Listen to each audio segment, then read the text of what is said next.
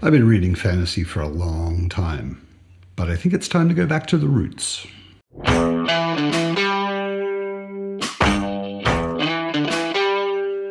Welcome to Mad on Books, where I talk about fantasy mostly, science fiction sometimes, and comics occasionally. Today, it is fantasy. It is back towards the roots of fantasy. That's right.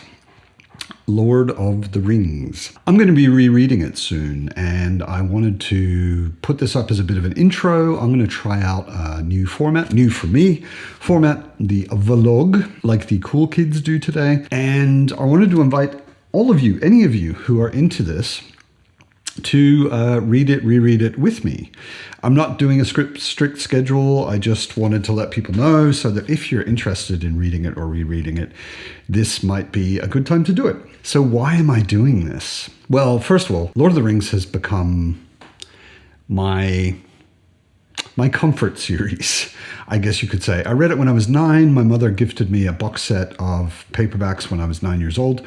I read it and reread it, and I think reread it within a year or two. And for a while, it was something I reread every year, every 2 years, quite regularly. So I've lost count of how many times I've read it. But I haven't reread it in a long time, actually. And it's such a classic.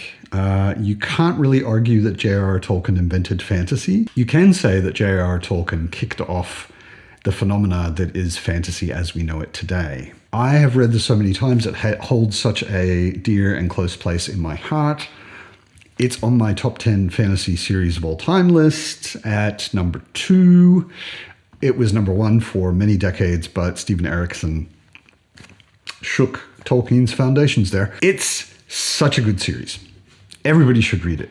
I've been reading fantasy for almost 50 years, for about 45 years, 40-something years. And I used to think that if you hadn't read Lord of the Rings, then you probably didn't read fantasy.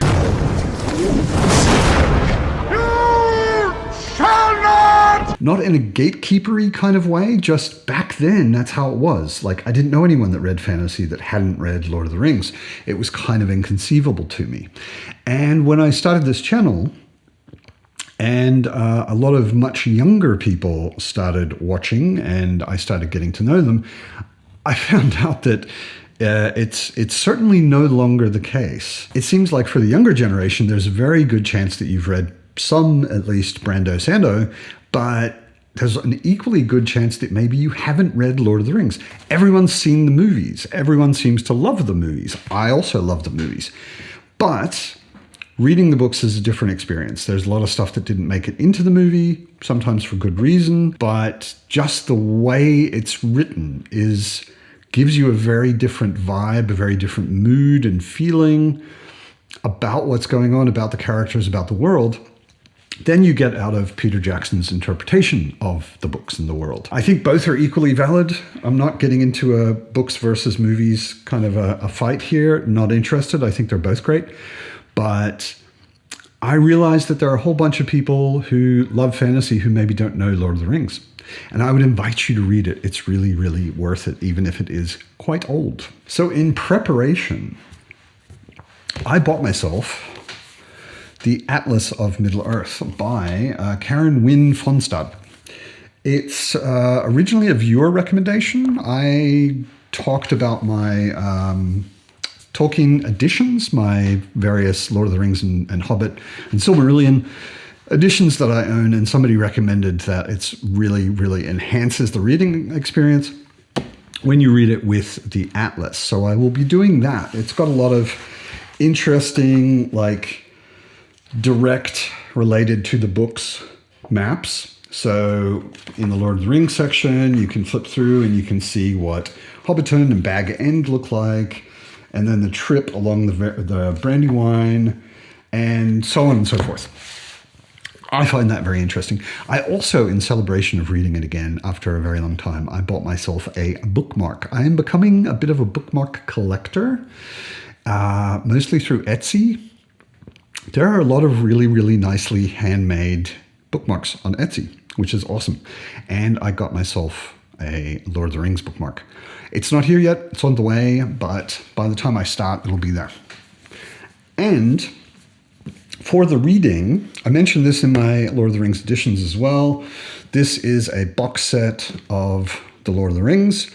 Covers illustrated and the box itself illustrated by Johan Egerkrantz, which is one of my favorite living illustrators, especially of fantasy and mythology and that kind of thing. So I'll definitely be reading those, not because my beautiful big editions are not beautiful, but because they are mostly big and kind of inconvenient and uncomfortable for the actual reading. You kind of need a table, whereas these are 3 paperbacks and pretty easy to read.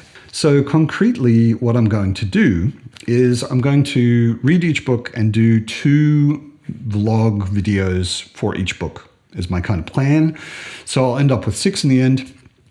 And I'll be especially concentrating on comparing the books to the movies, comparing the books to my nostalgic idea of the books. I'm a little nervous that maybe a lot of my love is nostalgia, but I think they actually hold up. And also just going through the themes and the characters and what develops. Obviously, all of this will be spoilers, but everyone's seen the movies and there's no real huge divergence between the books and the movies. So the spoilers will probably surprise no one. The other thing I'm going to do is at the end of each book, so every 2 vlog episodes, I am going to have a chat.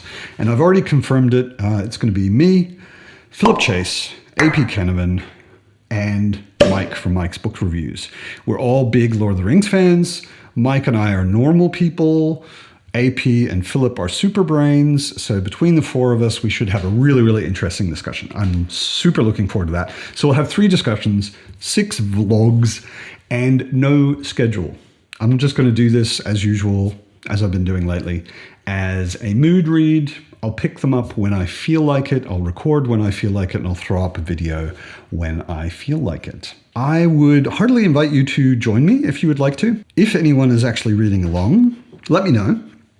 Let me know on my channel on the Grimoire Discord, link in the description. And maybe if there's enough interest, we'll start a specific read-along channel for it.